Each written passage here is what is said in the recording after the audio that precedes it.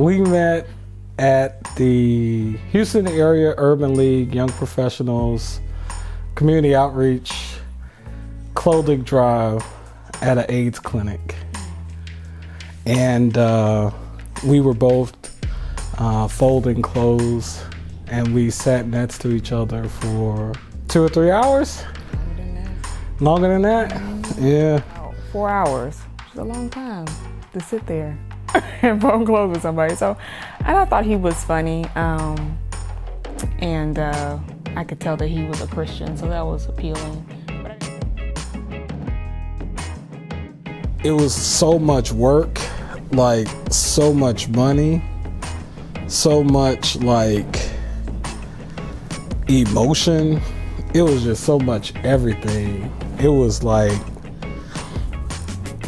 every important person in my life was there. It was crazy. And I was excited. I was scared. I was nervous, happy. That was the best day of my life. But I was excited. All my family and my friends were there, and that was something that, I'll never forget. Yeah, I just remember being fairly calm and excited that I was starting this new life. I think some of our worst arguments have stemmed around issues with family members, particularly Tim's father. And that's very, very difficult in a marriage, to have issues or disagreements about a person's family member. It's probably, I think, one of the most difficult things you can go through in a marriage, because obviously this person is very much loves their family member. I don't think there's a real way of resolving that. I don't think it was ever quote unquote resolved, in that we never saw eye to eye on it. I do think it can be managed.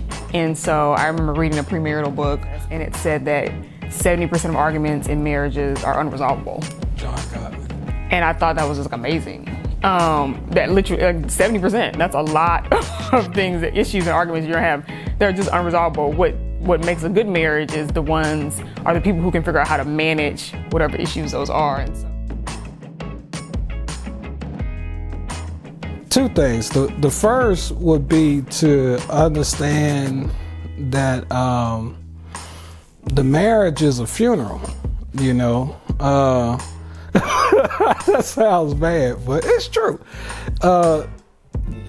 You birthed in the new thing, but two things that you probably came to love because you was in part creating it, your single life is dead. And people don't understand that they went to a funeral when they got married. The old guy's gone, and you need to say bye.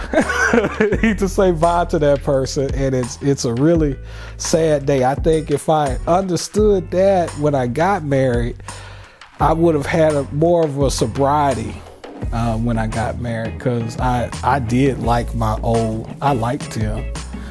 And, I had to be introduced to a new version.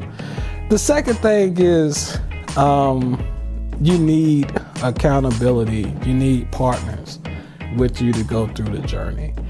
If you're going to do anything and do it well, you need people to partner with and to kind of show you the way and help you when you're feeling weak.